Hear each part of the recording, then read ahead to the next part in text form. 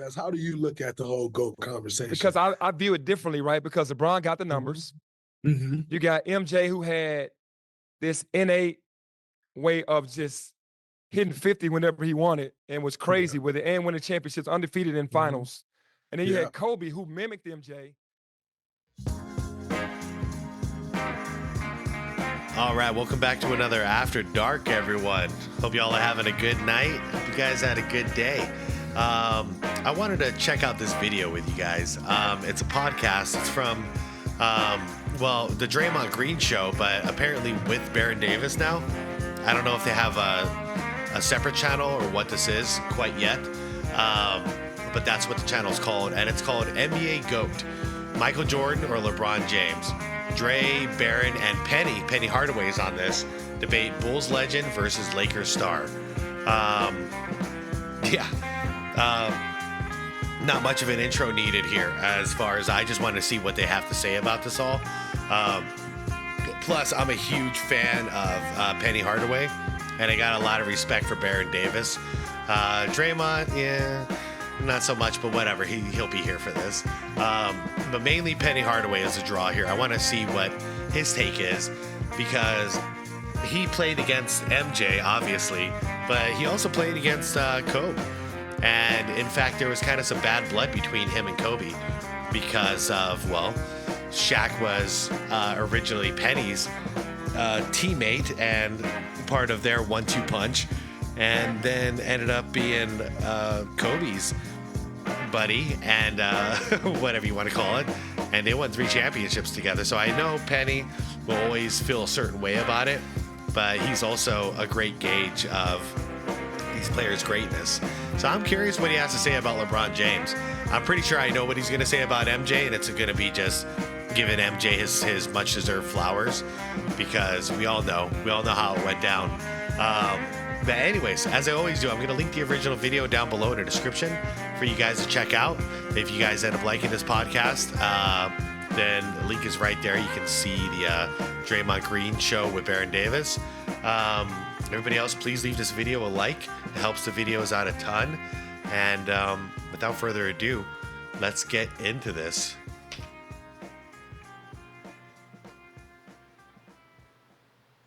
So you enter the league in the East, obviously going in with Shaq, and Michael Jordan is dominating the league. What comes to mind for you about that first matchup? Like BD, his first matchup with you is in UCLA gym, right? Like what was your first matchup with MJ, and what comes to mind for you from that matchup? Yeah, what was so crazy is he was retired at first. He came back wearing the 45. Oh, wow. That year, yeah. So we was the dudes in the league. So when MJ came back, I said, "Oh, okay, all right, I know what I got to do," because at this point, this is my second year. I'm ready. I'm rolling. Yeah. And he came back, with a vengeance. But that first matchup I had to let him know right away because he was that dude. Come on now. Yeah. It's funny. Penny was my favorite player in the league at that time where Jordan was playing baseball, hands down. I was in love with Penny's game. He was the dude. So I was like, all right. I took him right to the post, did what I normally did, and I was trying to put fear in him, guarding me, because I knew what he was going to try to do to me on the other end. So I was trying to hit first. That's amazing, man. That's that was a battle. I mean, Cobra Kai style. You know what I mean? Mike coming back 45. Like when you saw Mike in 45, was you like, oh, he ain't in the 23? You know what I mean? So I didn't recognize the 45. I knew who that was. And I was like, he's going to be a little rusty early. But this is MJ to just be able to come back mid-season, bro. I know. That's and crazy. He hit 55 against the Knicks. He had Not even mid-season, way later than mid-season. I think 16 games before the playoffs. He's a madman. Nickels against the Knicks in the Garden. Like the second game. Back, yeah, right? double nickel. Right. So I'm like, dog, all right, cool. So when he got into the building, it was 45. We was like, it's MJ. But it's 45. But it's 45. Yeah. But, man, we played them in the playoffs right after that. And, man, Nick Anderson stole his ball, and we won the game off a steal. He came back the next game in the 23 and beat us. He switched. Yep. Oh, wow. He switched his jersey. Okay, I'm now learning. A lot of people didn't know he did this. Yeah. 45 ain't 23. He took it to heart. He had to pay a fine every game, by the way, to the NBA for his number was retired, so he took his unretired number and put his damn jersey back on and paid the damn fines because he was just like, oh yeah, 45 ain't 23, eh? All right, 23's back. He said, I'm out But of the 45. And when he took his jersey off, everybody saw 23, and he looked in the crowd like, yeah, That's crazy. He beat That's us that legendary. Yeah, he was hiding it under his warm-up clothes too. And then right before the game starts, he just pulls it off and he reveals 23 like a freaking superhero. beat us that game. Yeah. Game 2. To even have the NBA approve that is crazy in itself, man. There wasn't no rules like that. And that's MJ. He didn't care what David Stern, rest in peace, was saying, bro. He was like, I'm rocking this. Oh my god! Like y'all got all these rules today. That's savage. None of that was going on back in Hey, the day. that's Okay, Penny's wrong about that one though, because Jordan did have to pay a fine every time. Did Jordan care? Hell no. It was like in the thousands. I think it was like $10,000 a game or something silly. So for Jordan, that's nothing. So he paid the fine. In mid-series, he changed his number. Yep. Let me get back. That's insane. Yeah, y'all wind up getting them though. They won game 2, and we went to Chicago and won games 3 and 4. Yeah, y'all wind up getting them. That was an epic moment. You know what I mean? I feel like that kind of puts you in a whole nother stratosphere. Oh no, it did. Big Mike is what they call him in Chicago. When you beat Big Mike, then you know you're doing something. Big Mike. Big Mike. You played against MJ, you played against Cole, and I think you played against Bron, right? Against who? Bron. Y'all played Bron, and I played against Magic. Yep. Yeah, he did. Did he play against Magic? Yeah, he did. Magic, who came back. He played against LeBron, yes. Man, Penny was... Shoot. Who was he with at that time? But yeah, he has. Yeah. Wow. Yep. I played against That's Magic. insane. He came back for a couple games, and then he went right back out. He didn't even stay. He came back during that season. So I got a chance to play against all those dudes, man. Yeah. So tell me, like, those guys, a lot of people talk about those guys being in the GOAT conversation.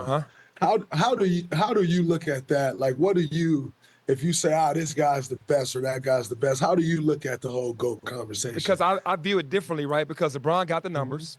Mm-hmm. You got MJ, who had this innate way of just hitting 50 whenever he wanted and was crazy with it and winning championships, undefeated in finals. And then you had Kobe, who mimicked MJ, who had IQ, who had toughness, and who had shot-making ability and won championships himself. So I put them in those categories. So LeBron is the numbers guy. He got the numbers. Like, that's the guy. You got to give him that. MJ, being a guy undefeated in the finals, a guy that was, first team all defense, I can't remember how many times. I mean, come on, man. That's the GOAT to me. For sure. Yep. And then Kobe, being a fearless warrior and champion who mimicked his game after MJ.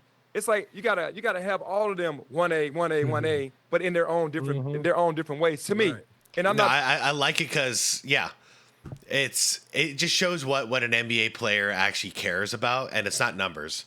It's about your production. Like, what have you done? What did you do with those numbers? So yeah, I'm glad Penny's got MJ up there in that top spot because LeBron, no one's. I mean, he just passed the most minutes now. But yeah, his career's gone on so long. Of course, he's going to rack up a bunch of stats, including turnovers and missed shots and then all the positives. His made shots and field goal attempts and all this crap. He's going to get all those records as far as totals. But guess what? His total championships are still 4. He's not that killer like MJ was. I'm being political on that because LeBron is a power forward pretty much. Kobe's 2 guard, MJ's 2 guard. But Kobe mimicked his game after MJ, and Kobe did a hell of a job. Yeah, he did pretty good. He did. He was a dog. He did a, Rest in peace to Kobe. He did It's crazy. hell of a job carbon copying MJ. That's a fact. It's like that. It's almost like you're trying to carbon copy the impossible. You know what I'm saying? Facts. Yeah. And to actually do it. Yo, how baked is Baron Davis right now? Love it. Yeah, and to do it. So what Kobe had, what MJ had over Kobe was so different, or I should say Kobe's approach versus MJ's approach. MJ was like, I'm giving all y'all at 70. Like, if I go to Houston, Dallas, San Antonio, he did that 50-50-50, I don't know how, 2 or 3 times in his career. Think about going 50, 50, 50, San Antonio, Houston, Dallas. What Kobe did when he had problems was, I'm marking Penny Hardaway down on my list. I'm marking Baron Davis down on my list. I'm putting Gary Payton on my list. I'm putting all these top dudes on my list, and I'm going to knock them off one by one. MJ never said, he said, I ain't doing none of that. I'm just coming in and I'm killing y'all. Yeah. So Kobe had to start off a little slower. Rookie year, he kind of struggled a little bit. Beat a year in L.A. And then you knew he was coming, though. But he made this list of names, and boy, did he scratch off all. He scratched all the names off that list. Yeah, and you know Penny Hardaway was one of the top ones on his list, too. And then, man, I want you to talk about, because to me, like, you see Magic Johnson, and then the next iteration of somebody that's 6'8", 6'7", with dimes, offensive talent, leadership. Like, the next version was Penny Hardaway. How much of an influence did, like, Magic have, you know what I mean? Or who are some of the people that you pattern your game after, you know, coming up? Yeah, it was strictly Magic for me because how he approached the game. You're talking about a fierce competitor. You're talking about somebody that was happy to make everybody else better. Yeah. You're talking about somebody that was going to win at all costs, champion, did whatever it took, played 5 spots in the NBA. Who can say one guy played 5 spots like that throughout his career? And he was a PG, 6'9" PG. Yep. He wasn't the most athletic. He wasn't the fastest dude. He was getting picked up 94 feet by guys. He understood IQ on how to get the ball into position when somebody bigger played him. He had all the shots. He developed the sky hook. He posted up. It was just ridiculous. So for me, it was Magic all the way, man, just watching him. Amazing. Ladies and gentlemen, I'd like to report a trade. Orlando. Oh, for Chris Webber? Yeah. I forget about this often. Has traded the draft rights to Chris Webber. Why are they to booing? Golden State in exchange for the draft rights to Anthony Hardaway and 3 future first-round draft picks. Wow. It has nothing to do with Chris Webber versus Penny, but, dude, this was such a better fit for Orlando. They ended up getting the better end of the deal just because they didn't need a second big man. They had Shaq. He's worth 2 big men. So you just needed a point guard, a facilitator, and thank you, Blue Chips, because if not, we would have never gotten to see the Penny and Shaq duo, if not for that movie. All right, you were traded to the Orlando Magic for Chris Webber on draft night. One, how did you feel about the trade? But the biggest question, if you were not traded, you would have had a career at Golden State. What do you think would have unfolded as a Golden State Warrior? Yeah, Good question. first I'll talk about being traded for my man C Webb. Shout out to C Webb. It was something that I auditioned for because I was doing the movie Blue Chips in LA with Shaq. Yeah. And There I it was is. with him every single day. And the blessing behind that movie is that we played real basketball. I don't think I took 5 shots the whole summer. I threw him the ball every time like, big fella, this is what I'm going to be doing for you the whole year. I was being smart about it because I wanted to be in Orlando. Yeah. It's like an When I went to interview. work out for Orlando, I scrimmaged with the team and took care of business. So I did really well there. And Dennis Scott and Nick Anderson were there. And I'm doing the same thing, getting them shots. And then whenever I had to kind of take over, I kind of took over. But really, I wanted to let them know if I come here, you know, I'm going to be that guy to find y'all and get y'all the ball. Now, the Golden State side of it with Nelly and Tim Hardaway would have been vicious as well because of being in the backcourt. Man, the Texas two-step, Tim Hardaway was unreal, bro. So we played one-on-one inside the arena with Nelly in the crowd watching me and Tim play one-on-one on my video. Wow. And I worked out for them. And we played like 5 games. It was just knock down, drag out. Wow, So, what a workout. You don't hear about that kind of stuff nowadays. The star rising up for a one-on-one like that. That is so cool. And Tim Hardaway's a real one for that, I got to say. he said, I'm going to bring the goon in on you, and he going to tell me if you can hoop with us or not. And Tim came. No, Nelly put Tim on me. Yeah. He was like, you got to go get him. Like, basically, he brought Tim, like, I'm calling him up. So we played one-on-one, and it was nobody in there but me, Nelly, and Tim. Wow. Oh, Wow. Straight one-on-one in front of Nelly. Nelly sitting in the crowd just chilling, and me and Timmy going at it. And I knew I had to go at him, but Tim, man, much respect to Tim. Okay, that's the only problem, though. If Penny did end up going to Golden State, who was going to be the starting point guard? you know? So that it would. Chris Webber ended up being the better option to go to Golden State. Penny ended up being the better option going to Orlando. It was the right thing for both teams, easily in my mind. Oh my God! I would have loved to watch that. Though. Did you cook them? You know what? I can't remember what the scores was. Honestly, I gotta ask Tim about that. But I know, hey, if we played 5 games, I ain't lose all 5 games. You know, he was murdering the league at the time too, man. Yes, he was. Man, that's just crazy though. I think about like my draft process, and like for you to say, my draft workout, I played against the team. Yeah. Like with all these rules and shit today, you could never do that. But that's how it should be. But like, what better audition than to see you get out? Exactly. Yeah. Like, what better audition than to see you get out there with the guys and play? Like, it's they had crazy. their best defender. They had their best defender. I mean, who was Anthony Bowie at the time. That's the guy that they put on Mitch Richmond, MJ, all these guys, Reggie. He was cooking him. Yeah. That's my dog. Shout out to Bowie. But he was in the machine. I wanted to be there. Wow. Okay, that was a lot of fun. I actually really enjoyed that conversation. Dude, that's how it should be done. Come in with the team. Let's see how you fit in. Not only play against us, but then let's see what it's like if you play with us. How else are you supposed to make a good decision on whether or not you gel with the team? I think that's the best method, and I'm sad that that's not the current method because, you know, how else do you know? Put the cook in the kitchen and see how they do with the other cooks. You know, let's try this out for a day and see if it gels. If it gels, all right, I think I have a job for you. If it doesn't gel after day 1, well, you know, I mean, we might have to reconsider this. It just makes perfect sense to me. Great conversation. Love his takes on MJ. I love hearing him talk about Kobe, and also love hearing him talk about Magic the way he does. If it wasn't for injuries, man, Penny was the new Magic, and he was also like that star power that we needed with Jordan out. Between him and Shaq, they made basketball so fun.